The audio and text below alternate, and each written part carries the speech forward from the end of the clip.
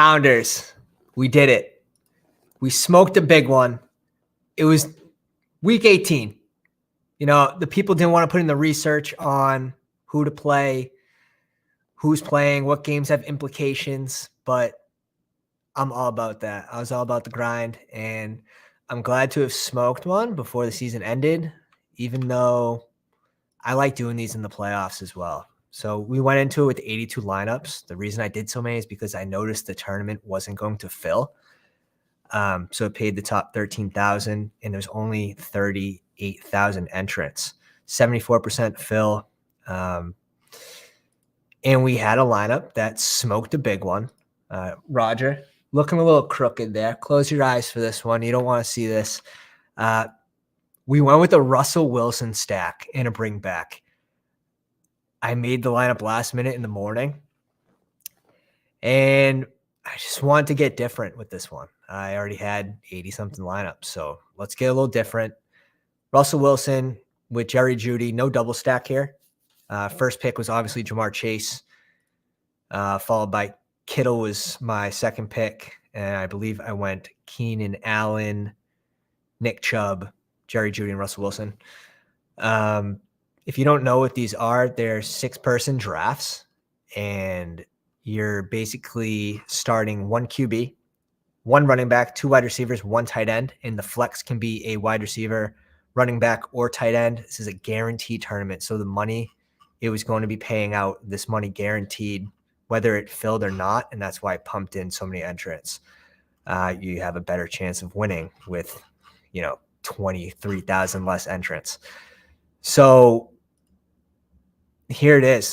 This is kind of the formula that we've been preaching all along, is a stack and a bring back, sometimes a double stack. But in this case, in this lineup, we didn't need the double stack to get there. Russell Wilson had it in his capabilities. He's actually been playing better football the last couple weeks. So this was a game that I had a feeling that the Chargers wanted to win in order to get a better seeding. So you knew the Chargers were going to be playing till the end to try to win this game, which they pretty much did with Keenan Allen.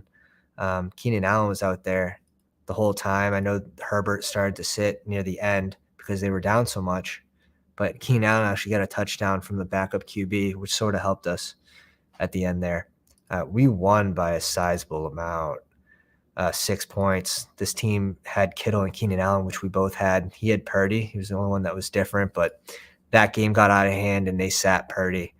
So I wasn't really worried about that. I was scared when the Seattle game went into overtime because, you got a lot of Geno stacks out there with either Lockett or Metcalf. And those are at least 10, 11, 12-point swings, depending on how far the touchdown is, even more points.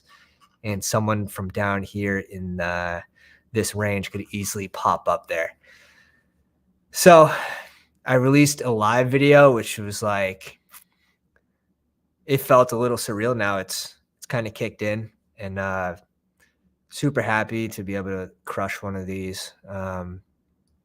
If you go back, we had a lot of videos just showing our process on making these lineups.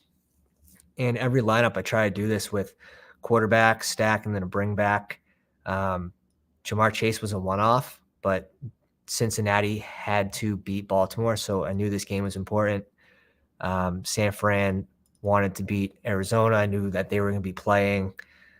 Even CMC was out there, so that was an important game for San Fran for seeding. Chargers, same thing, was a seeding thing. If they lost, I think they might be playing, and correct me if I'm wrong in the comments, I believe they're playing Philly now since they lost. If you haven't already, guys, drop a like, subscribe to the Pound. We're going to be doing drafts on Best Ball, these tournaments, Battle Royale tournaments on Underdog, all off-season, coming out with content. Really like to get into these live drafts. We did 497 drafts, which we were extremely profitable on in the off-season. This is a good way to cap the season off. And Nick Chubb, just covering this real quick. Nick Chubb really wasn't being drafted. Or if he was, it was at the very end of these rounds. for Battle Royale Week 18, and I kind of understand why. He hasn't been popping off as late, especially under Deshaun Watson, but that doesn't mean it's not in his realm of possibilities. So that's where the Nick Chubb pick is there. He's always under 5% owned on DraftKings.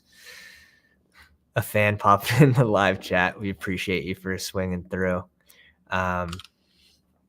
Yeah, so super stoked that we're able to take this down. And we're going to get a live stream going tomorrow with the Pound. Just talking about the whole year, kind of breaking down transparent-wise how we did on Underdog, etc., our plans for the offseason. And we hope that everyone sticks around and kind of joins us on this journey. This was a good cash, but I know there's more to come. So thanks for sticking around, guys, and Pounders.